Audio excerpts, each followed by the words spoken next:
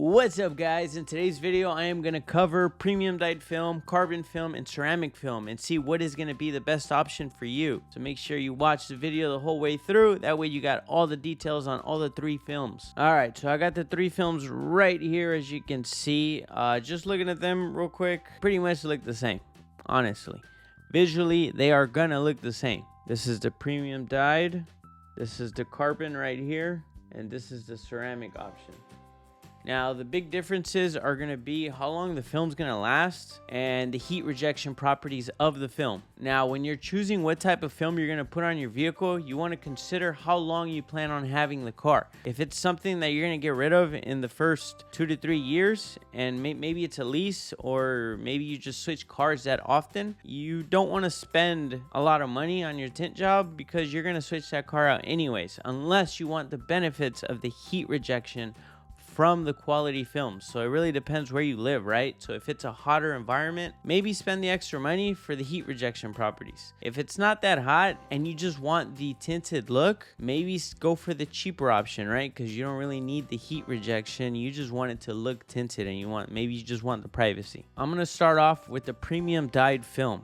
This film right here, honestly, I think has the most clarity. Even though it's the cheapest option and it's kind of your base option, it is a dyed film, but clarity wise, I think it looks the best. It just looks super clear when I install it, and I like the color. It's a great film overall, right? The only reason I would not install this on my personal vehicle is because it pretty much has no heat rejection properties. It does have UV protection, but it will not block out heat. All right, so I'm gonna meter the premium dyed film so you can see how it performs. All right, I'm gonna put this up to the camera, see if you guys can actually see it.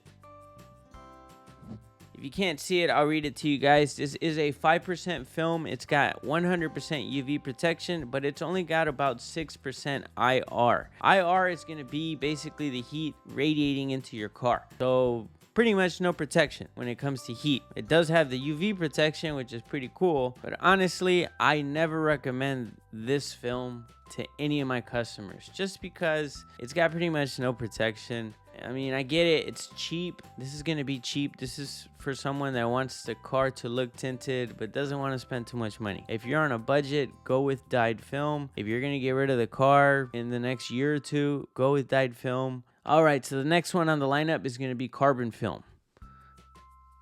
This film right here is pretty much for people that are on the fence, whether they want to go top of the line or they want to go cheapest, but then they don't want to go super cheap because of the quality, so they kind of fall right here where the carbon is at, right? This is going to be not too expensive, but still have some heat rejection properties. Visually, I think carbon film has more of a black look to it, so if you want that dark look, maybe carbon is the option for you. The only thing with carbon film is that it could interfere with wireless signals, especially if you go really dark on the film. All right, so I'm going to meter the carbon film. This is also 5%, just like the premium dyed, just to keep it fair. All right, I'm going to show it to you guys. So we are at about 6%, 100% UV protection, and about 60% IR heat rejection, right? So you could see we got a lot more heat protection with the carbon film compared to the premium dyed, and it's not that much more expensive to upgrade to this film. I mean, it depends on the shop and what their pricing model is going to be, but carbon is a great option, and you probably get a lot better warranty with the carbon option. All right, let's get to the final option, which is going to be ceramic film, which is the stuff everybody be asking about, right? Ceramic is going to be the top of the line film you can buy right now. This is Pro Nano ceramic film. Visually, from the outside, it looks pretty much the same as all the other ones. From the inside, though, the only thing I have to say against this film, it has a slight haze. I don't know if that's normal from all ceramic films, but I just want to say the ceramic option does have a slight haze when you're on the inside looking out. But ceramic is going to have the most heat rejection. So if you live in a hot area, right, where it gets over 100 degrees, if you tint your car in ceramic, you're going to feel the difference. Now let's put the ceramic film up to the meter. All right, let me show it to you guys. Hopefully you can see it, but if you can't, we are looking at 4.9%, 100% UV protection, and 86% IR heat protection. I did these tests with 5% film just to keep it fair all the way across the line. They were all 5%, and I wanted to show you guys because 5% is usually the darkest you can get. Now let me give you my honest opinion about these films.